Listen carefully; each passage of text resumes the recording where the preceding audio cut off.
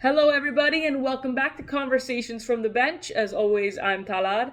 It's been a busy week. NBA, WNBA, some NFL stuff going on, so we're going to jump right into it. We are in the middle of the NBA playoffs, Western Conference Finals, Eastern Conference Finals, who's going to the NBA Finals.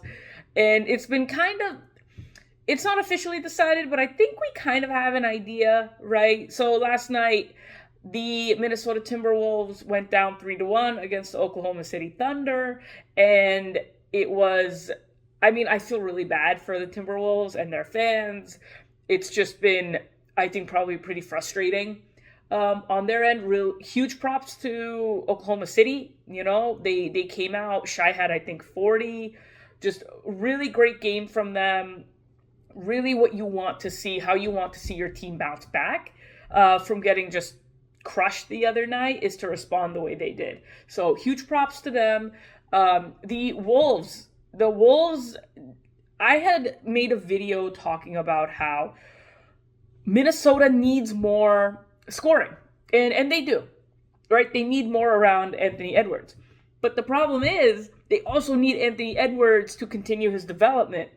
He was, 1 for 7 from 3 last night. I think he had 16 points. You can't put up 16 points in a game like that. I need 40 out of you. You had other guys scoring, right? You had other guys scoring. You also needed to shoot the ball better. I think it's just a part of his development as he continues to grow, but he still has a ways to go. We know he has some maturity stuff going on. His game needs to catch up. His maturity needs to catch up. He's an unbelievable basketball player. But for Minnesota to get to the NBA Finals, he needs to find that consistency in the playoffs of scoring 25 a game. If he had an extra 10 points in this game, I think it would have looked different. I think it would have been super helpful and it taken a bit of pressure off the other guys.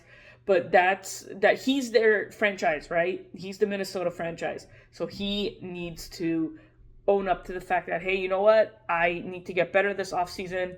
I don't know how he's seeing defenses. I don't know, what, like, the mental part of the game, like what is kind of going on there, kind of what he's seeing, because usually, kids come into the league, they have the physical stuff, but it's the IQ or the mental stuff that has to catch up later, and that's normal. That's in every sport. It's a completely different game, the pro leagues versus college, and you have to learn, and you have to adapt, and you have to grow. I don't know what he's seeing. I don't know. His next step, I think, might be, it's the consistency in the scoring. It's the consistency in playmaking, just being a more dependable guy in the playoffs. And I think that is going to help Minnesota a lot. Because it's easier for him to become that guy than it is for Minnesota to go out and trade for like a Kevin Durant, right? Because now you're talking tax implications, you're talking all of these things. So Anthony Edwards, phenomenal player, just needs to take that next step in his development. If the Wolves really want to get somewhere, they have to get him help, and he needs to help himself and the team. Switching to the other series really quick, the Indiana Pacers had a collapse there in Game 3 against the Knicks, but this is what the Knicks do. Yeah, I saw the Celtics, just kind of unravel against them, and it happens. It happens all the time. People blow leads. It's a normal thing, but this is what New York does to you. The way they play, it's very grinded out. They have a lot of heart. It's a lot of hustle, and it's really great. And Karl Anthony Towns showed you why he's an all-star. He showed you why they traded for him. He was like, you know what? This is the fourth quarter backup. I'm not just some guy who is going to lay down while you guys, shoot threes and step all over me and call me soft. I'm an all-star in this league. I am a number 1 overall pick. I'm going to show you why. And I'm going to show you why they traded for me and what I'm going to do for this city. And he put on a show. He put on a show in the fourth quarter for that team, and he really helped the Knicks get back on track. He's made this a series. Now, as it stands right now, this is 2-1. We're going to see what happens later tonight. with this team, if they can even it up 2-2, that quarterback Karl Anthony Towns is the entire reason why this would have shifted. I mean, he really showed out. Indiana blew a huge opportunity. When you have a team down, you have to step on their neck. You cannot let them get back in, especially a team like the Knicks, who this is what they do. This is in their DNA. They come back and they will make you regret everything. They know how to win close games. Clutch player of the year in Jalen Brunson. Really tough team to play against. And I think some of that was just Indiana. You can't take your foot off the gas, man. You can't. It's a huge no-no. So we'll see what happens. I think we have a bit of a series on our hands, but it really depends if the Pacers can win Game 4 at home. I think we're gonna get a Indy Thunder finals. If Indiana can win Game 4 at home, we're gonna get Indiana Oklahoma City. The favorites will be Oklahoma City, I think, kind of in any series, but I don't think you can count out, if it is the Pacers, I don't think you can count them out just based on what they've been able to do, the way that they play. It always puts them as a threat, and they learned a lot from the playoffs last year. Oklahoma City did too, but they went up against the Celtics, and they learned a lot about closing games and stuff, and that didn't come through in Game 3. They weren't able to close it. Aaron Nesmith is available for this game, which I think was kind of the turning point actually in Game 3. He rolled his ankle, and then the Pacers just kind of lost momentum. They lost pace, if you will. I'll see myself out. They lost it. They just couldn't kind of get back on track after he went down. So he's available. Really curious to see how that ankle looks, how he moves on it, and if the Knicks attack him on that bum ankle. Because it's not healed. It's been like 2 days. It's just not possible. So really good stuff in the NBA. Really interesting playoffs going on. I think that even though, like, let's say Minnesota is down 3-1. Let's say they lose. Even though they lost, now you have all these storylines. Now you have all these storylines coming out. What are they going to do next year? And I think Minnesota is in a position where they might do something big next year, or try to do something to shake up the roster, because they've potentially fallen short 2 years in a row now in the Western Conference Final.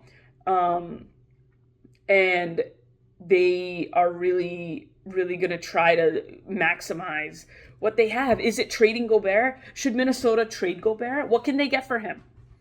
I don't know. What can they get for him? I haven't really looked around the league, but if you're talking draft picks and some assets and a center that's maybe a little more of a bruiser, or I don't know, a scorer, right? They need more help. If you can get a big guy who's more of a reliable scorer, sure. See what you can get. Shop them around. See. I don't think there's anything wrong with that. That's a smart thing to do if you're a GM. Shifting focus to the WNBA season, biggest news out of the WNBA is, of course, Caitlin Clark is out for 2 weeks with a quad injury. I think she has a strained quad. Huge blow to the Fever. It's such a short season anyway. So the WNBA, they play about 40 games. So every game counts, right? It's more similar to the NFL in that aspect where, like, every game is very important, because by the end of the season, that one loss really changes things. Versus the NBA's 82-game season or the MLB's 162-game season, where it's like, all right, you drop the game, but you'll be fine. 40 is tougher to kind of just bounce back from when you lose. So now you're talking, all right, what do they do for 2 weeks? How do they move forward? You're going to miss a handful of games. And in a young season, this is super, it sucks. Right? Injuries always suck, but like to lose your star player at the beginning of the year when your team is like, you have a new coach, you have a lot of new pieces, you're trying to kind of just gel everything together, and you lose your star player, your star point guard, that makes it a lot harder. And to reintegrate her back in will take a little time. Hopefully it's not anything more than 2 weeks. And I think the Fever, I know Caitlin Clark was picked as like an MVP favorite this year. I know the Fever, people saw them as potentially, a finals favorite, which I still think everything is a little too premature maybe for that. I just haven't also watched enough of them to really tell you. But it's a huge blow and it totally stinks. And I hope she gets better soon because Indiana, they have a good roster and they can make some noise. I don't know how much, but hopefully she's healthy because you want to see her hoop. That's what you want to see, hoopers hoop, and you want to see that, and definitely want to see that if they're, I don't know what their schedule is, but if they're facing off against Paige Bueckers, you want to see that point guard battle. Point guard battles are some of the best. So hopefully speedy recovery for Caitlin Clark, and hopefully the Fever, manage without her a bit. Be a little rocky, I think, but I think they'll figure something out. Speaking of Paige Bueckers, the Dallas Wings are 0-4 as I record this. So she hasn't gotten her first WNBA win yet. There's a reason, again, that they had the number 1 overall pick. They're not necessarily a great team. They have a lot to work through. I mean, are they going to pick high again this coming year? Maybe. Maybe they have 2 number 1 overall picks or a number 2 or number 3 or whatever that might look like. I don't expect that much from Dallas. But Paige herself, Paige Bueckers is having a very good start to the year. What do we have? Last game against Atlanta, 11 points, 4 rebounds, 5 assists, 2 steals. Solid. Remember, this is a league that is very notorious for you have slow starts. It takes a while for you to get comfortable. It's a good, well-rounded stat line. The points I think will come.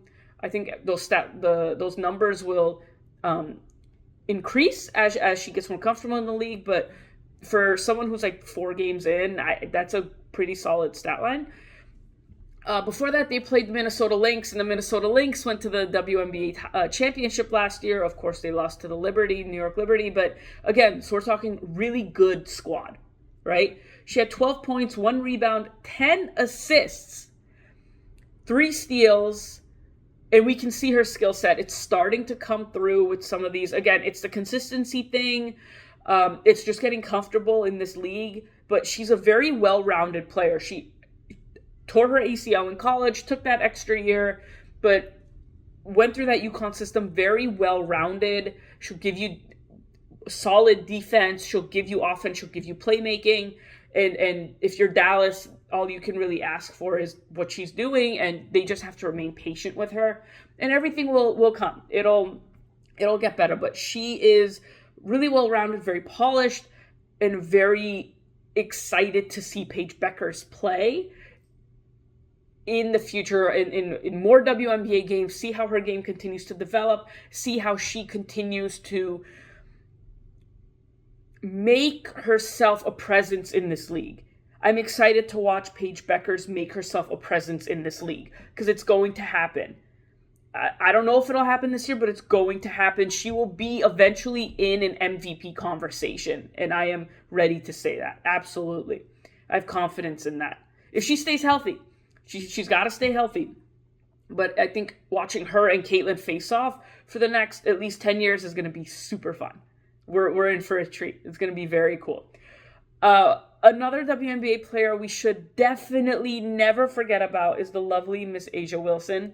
A'ja Wilson is doing it all for the Aces. She leads them in every single category, which is kind of crazy when you think about it. But that's what greatness does. She's an MVP. She is a multi-time MVP, if I'm correct. She's got 20.8 points per game. I've got 10.8 rebounds, 4 assists. Is this another MVP year? Maybe. She leads them in all statistical categories. But also the Aces, I don't know what's going on over there. I've heard it's pretty rocky.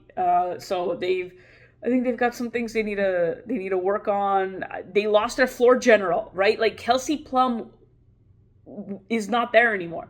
Kelsey Plum is now with the Los Angeles Sparks and with Cameron Brink, and that team that needed some point guard direction, they went and got a really good point guard. And Kelsey Plum this year is 25 points per game, 6 assists, 2 rebounds, 2.4 steals. I mean, she was helping Asia out, and she was important for the Aces. How do they move forward? How do you replace that production? If you're the Las Vegas Aces, you don't have Kelsey Plum anymore. How do you move forward? How do you move forward and replace the production that Kelsey Plum was giving you? What can you do? Who do you look at? Asia Wilson is giving you everything she can give you. I don't know what else you do. Who do you sign? Do you trade for somebody? What do your contracts look like? I haven't even taken a look at their books. I don't know. But I think they need to figure something out, because you have a superstar, and you have a superstar in her prime. And you can't just let that go to waste. Every organization knows that. You can't let it go to waste. Who do you get to help out Asia Wilson? Huge question for the Aces as they move forward in the season. It's possible they figure it out. Again, it is very early in the WNBA season. We're talking like 4 games in, 5 games in. But these are questions that could easily pop up later in the year, because you can't just have a team that had Kelsey Plum, who had production the way she did, and now that production's not there anymore, and now you're left with this void. So who do you turn to? Is there someone you can turn to? It's a huge question. One to keep an eye on as the season progresses, because I think the Aces last year had a little bit of a rocky part of the year, end of the year type of thing, and then this year it just also hasn't looked super great. So Las Vegas Aces, definitely something to keep an eye on. See how they can fill that void that Kelsey Plum left when she went to the Sparks. Why don't we bounce to some football? It is OTA season. It is still the off season, of course, but we have voluntary workouts, which give the fans a glimpse, right? Like a glimmer of what's to come this season. Granted, as far as the New England Patriots go, all of their OTAs have been closed to the press, so we haven't really seen anything. But I believe one of the days this week is going to be open to the press, so we'll get something. You want to see something. It's kind of the doldrums of the off season, and then you'll have some more voluntary stuff, and then you won't really get training camp until you'll get like a mini camp thing. You won't really get training camp until mid to end July, right? You get like a 2-week training camp type of deal, and then boom, preseason games. So we have a few things here toward the end of May. We have a few things in like mid-June, and then it's just nothing until a little after the 4th of July. So it's going to get a little more quiet. But OTAs. What I've heard about the Patriots, I have heard that their new receiver, Kyle Williams, is fast and he's good. And he had a great catch. I've seen a few clips of Stephon Diggs, privately. I think I've seen pictures, of Stephon Diggs running routes or whatever. If he's ready to go week 1, that's a huge boost to that offense. Is he going to be on the same page as Drake May? Hopefully. That chemistry, the first month of the season is, I don't want to call it a wash, right? Because no game should ever be considered a wash. But the first month of the NFL season is a little bit of a wash. Just in terms of, these teams aren't going to look the same at the end of the year, usually most of the time. And the quarterback is going to need time to build chemistry with his receivers, especially if they're new. And the Patriots have a chunk of receivers from last season, but they have a chunk of receivers that are new. And now it's up to Josh McDaniels to work them in. It's up to the training staff and the coaching staff to be like, who makes sense? And I think it's up to Drake May to be like, who do I feel comfortable with? Is it Pop Douglas? He didn't get a lot of run last year, unfortunately. Is it Keyshawn Boutte, who was, I think, Drake May's most reliable guy? He seemed like the go-to guy last year. Does he stay on the roster? Does Keyshawn Boutte stay on this roster for the New England Patriots? There are a lot of questions. Can Jalen Polk be the guy they want him to be, they need him to be, they drafted him to be? I think there's a lot of pressure on the kid this year. I don't think they cut him because he's still a second-round pick, so you don't want to give up on the guy. But I think there's a little bit of pressure for him to show people, no, I'm an NFL talent, and they drafted me for a reason, so I'm going to show you that. And I hope he does. You want your players to succeed. You want the roster that the Patriots have put in place to be good. So I hope Jalen Polk succeeds. Kendrick Bourne, I really hate to say this, but I have a feeling he's going to be traded. I don't know how he fits into that room. They have so many guys. It's just hard to really tell until you see more of them, until training camp really starts and some preseason happens. It's hard to kind of tell how any of this works out and how the receivers look. But it's good to have competition. They have a lot of competition, and if we end up with, Diggs, Williams, Booty, I mean, they have a few guys unrestricted free agents they've brought in. I don't know. There's so many different ways they can go about this. Diggs and Williams, to me, are the only guys that are like really locked in. Everyone else, we'll see. We'll see what happens. I think Booty should make it, but I don't know what the coaching staff has in store. What they're thinking offensively. Josh McDaniels spent the year reworking his offense, modernizing it. What is he looking to do? He's looking to use Travion Henderson, who I've heard looks great. So that's really encouraging because I'm really excited about that pick specifically. I think he's going to be really fun. As long as this O-line can figure it out, which I think they've taken steps to get there, he's going to be a really great weapon in that backfield. Fantastic blocker. It's like having, in some cases, like another O-lineman in there, right? Just to take some pressure off the guys. And that's super helpful for a line that isn't the best in the league. For a line that struggles, having a running back that can really block is huge. So really, really, really interesting stuff that's to come for both the NFL and the New England Patriots as we move forward with OTAs, as we move forward with like mini camps and eventually the big one, which is training camp, and we'll see cuts. We'll also see after June 1st, a lot of guys are going to get cut around the league because their salary cap hit will be less after June 1st.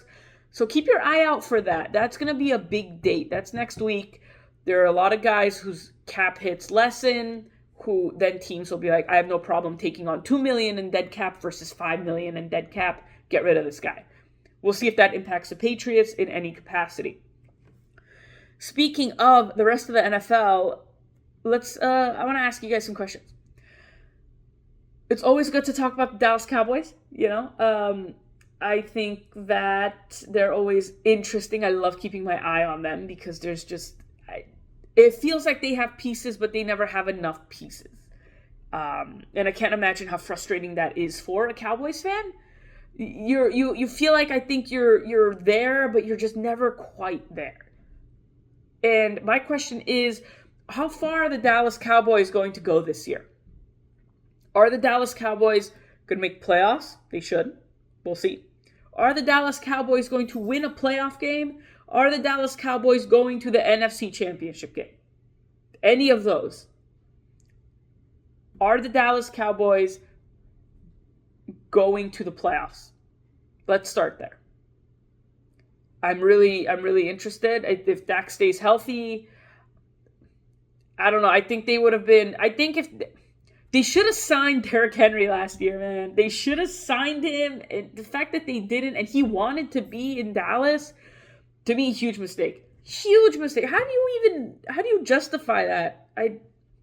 Huge mistake by Dallas because he could have transformed that team, and it's different now. We're gonna see what they come up with, and a new coach, right? Brian Schottenheimer, and more offensive minded. See what else he can get out of Dak and the rest of that offense, and also defensively what they can do. If they just shore some stuff up, Dak stays healthy, maybe they could get into the playoffs. What's their record going to be? I don't know. I haven't looked at their schedule. It's kind of hard to tell. Is Aaron Rodgers signing with the Steelers? it feels kind of like a foregone conclusion, right?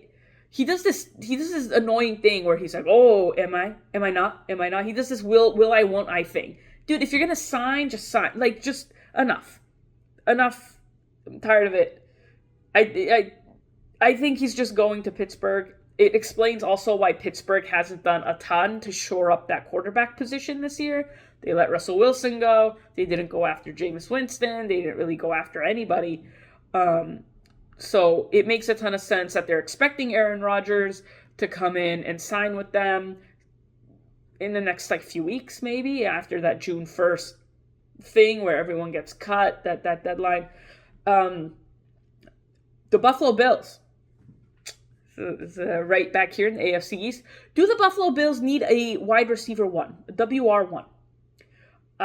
Brian Beane has gone on record and, very much defending the fact that they didn't really draft a guy. They didn't really sign anybody to be that receiver for Josh Allen, to be his number one. I think the idea is Josh Allen can make it work with anybody, and that's been proven pretty true, right? Like, we've seen it. And they had the Stephon Diggs wide receiver, that number one receiver, and that didn't really get them any further than they went last year without a number one receiver. And their cap situation, they're an expensive team. So I get not doing the superstar wide receiver thing. You also kind of can't right now. But do they need one? Can Buffalo go into the season without a solid number one receiver for Josh Allen? Are you putting more on him at that point? Who is on that roster that you think is going to rise and become the guy? Is it Keon Coleman? Yeah, I would expect that your top draft pick from the year before should be the guy you're looking at to take that position. To be like, I can do this. I can be the number one guy. We're gonna find out. It's probably Shakir, right? From what I've seen, just in general, Shakir has been kind of like that reliable blanket for Josh Allen. But I would expect the Bills are looking at Keon Coleman to take that next step, and to be more of a threat offensively. I think there are some games he kind of figured it out a bit, but a lot he didn't. So. I think it's Keon Coleman, but we're gonna find out. And the Chicago Bears. Are the Chicago Bears going to make the playoffs? Does Caleb Williams have enough around him? I think he does. The unknown is Ben Johnson and the coaching, right? Rookie head coach, how does he handle all this? Is the defense going to do what it needs to do to help the offense out? Is the O-line going to look as good as we think it's going to look? I would say yes. And I'm excited to see Caleb Williams play football with an O-line that actually protects him. I mean, just adding Joe Thuney to that line already upgrades it. And they added other pieces too. So they went out, they were aggressive. They signed guys to shore up that O-line. They drafted guys. They tried to really shore everything up, because they want to go ahead and make the playoffs, of course. Romo Dunze needs to also take another step as a receiver. I think him and Caleb Williams need to establish a little bit better connection. I think, we expected a lot from him last season, and I don't think from Rome, and I don't think he got to those expectations the way people thought he was going to. So I think if Caleb Williams has a line that's protecting him, he will have an easier time with that connection with Rome. And then you're going to see the offense maybe take off. If Ben Johnson gets things done the way he wants to, that offense is going to take off. If the team is constructed and performs the way everyone thinks they will, definitely. I haven't looked at their schedule, but it would be fun to see the Chicago Bears in the playoffs. It would be. I mean, it would be fun, I think, for their fans, definitely, and they deserve to see the playoffs. And they have a lot of firepower on that roster, so go make the playoffs, Bears. Go make Chicago Bears, go make the NFL playoffs this season. Go ahead and show what Caleb Williams can do. Show what Ben Johnson as a rookie head coach can do. Go ahead and show everybody, hey, we're here, and it's time you took us seriously. We'll see how it goes. So the off-season predictions, off-season things are never the same usually as they are in season. So thank you so much for listening to me today, guys. I had a blast. I always do. Follow me on TikTok, on Instagram. It's Convo from the Bench, Conversations from the Bench. And I'll see you guys next week. Have a good one.